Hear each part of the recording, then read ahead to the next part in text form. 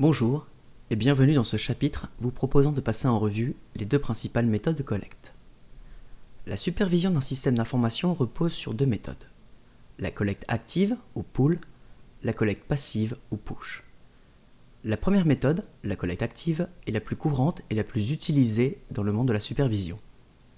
Par exemple, contrôler le taux d'occupation d'un CPU toutes les 5 minutes, contrôler l'espace libre restant sur une partition système toutes les 30 minutes, ou encore contrôler la consommation de la bande passante d'une interface d'un routeur. C'est également la plus simple à mettre en œuvre et celle qui offre une plus grande fiabilité des résultats.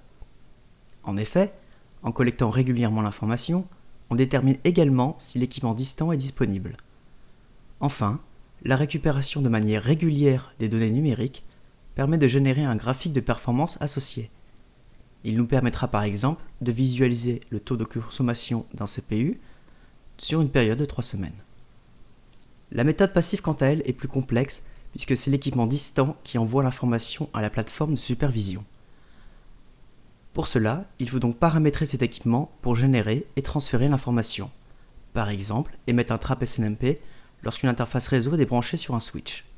Mais que se passe-t-il si c'est l'interface réseau connectée à la plateforme de supervision qui est débranchée ? L'information ne sera jamais reçue par l'outil de supervision.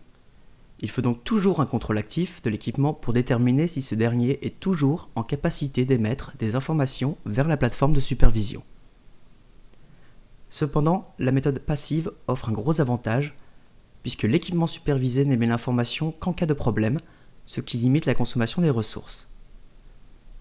Voyons maintenant le principe de la supervision active. 1. Le serveur de supervision exécute une requête vers l'équipement distant. Par exemple, récupérer la valeur actuelle du taux de consommation du CPU. 2. Le serveur interprète la requête et transmet le résultat, dans notre cas 80%. Le serveur de supervision récupère l'information et la traite en la comparant à des seuils. Ici, l'échange est bidirectionnel. Les intérêts de la méthode active sont les suivants. Interrogation à distance. L'information est analysée par le serveur de supervision. Suivant le protocole, la méthode est peu intrusive.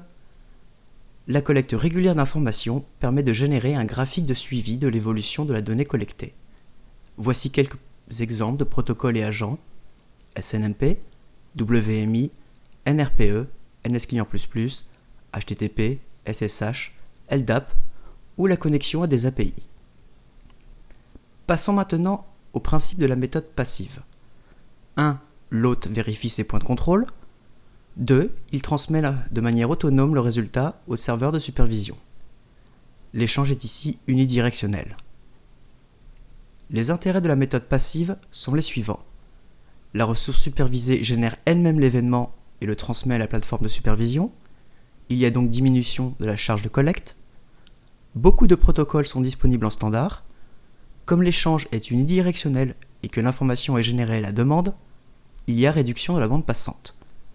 Voici quelques protocoles et agents courants: Syslog, NSCA, les trappes SNMP, les files d'attente ou message queue.